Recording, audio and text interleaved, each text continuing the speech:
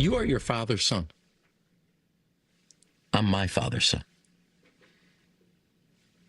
You chant a river to the sea. And that means there will never be a Jewish homeland for Jews who had faced the Holocaust. And I said, I want you to hear this over my dead body. The difference between you and I is you chant a river to the sea. I believe both of those lead to perpetual conflict, the greater Israel and the river to the sea. And that's the difference between us. I know where there's a line. You don't. All right, so gauntlet thrown. And you know who can't take that? The New York City mayor.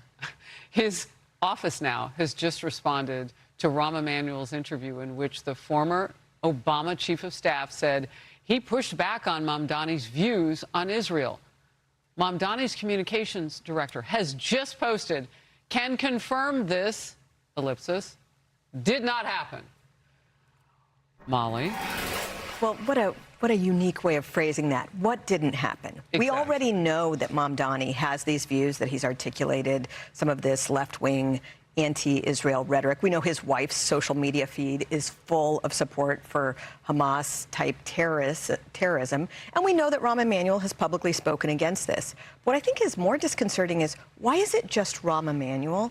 Why aren't there leaders in the Democratic Party doing anything other than cowering in fear? I saw my own senator on Fox News Sunday this weekend. He was terrified of pushing back against the Democratic Socialist agenda, including its views on Israel. And you see that all over the place when it comes to actual Democratic leaders. And until you have people who are in a position to be respected by those people push back against it, nothing's going to matter. I'm thinking of the governor of Pennsylvania right now, Josh Shapiro, right? I mean, he really should have said some things, but he saved it for a book. And we found out previous to that Kamala Harris didn't pick him for her running mate because she wasn't sure that the nation was ready for that in a vice president. He's Jewish. I'm paraphrasing a bit. She said it in the book. She said it on camera.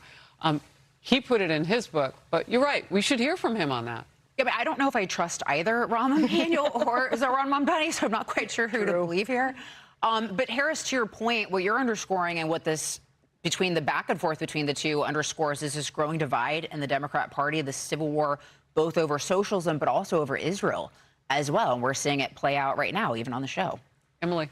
Well, I see the delineation that Rahm Emanuel was drawing, remember, was anti-Zionism, fine, but not anti-Semitism, because he's trying to have his cake and eat it too in the Democrat Party that has been completely taken over by anti-Semitism, right? And not logically questioning decisions of Netanyahu or Israel, because if that was the case, they'd be protesting outside the consulate or the embassy, not burning down synagogues. The second thing is, when I first read that in our preparation for the show, his account of what happened, I did think to myself, oh, interesting, he didn't say how he responded. Exactly. So, you know. Yeah. Josh?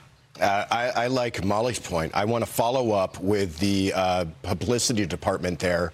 And is he denying that the conversation ever took place, or is he denying that he supports the idea of from the river to the sea? Let's get some clarity on that. Where does he stand on that? What's you his can't position tell. on that? Well, and that's why the PR people make some money, right? Because they put that thing out and it says, we can confirm it never happened, but you aren't telling us what the what was. Like, what never happened? Yeah, it's a really good point. So they could bill by the hour. So they got paid today for good reason, because we got to now figure this out, and Mamdani's going to hope to hide behind that. At least one person he's surrounding himself with does a good job. Be sure to like and subscribe for all the Fox News latest on YouTube, and catch full shows streaming now on Fox One.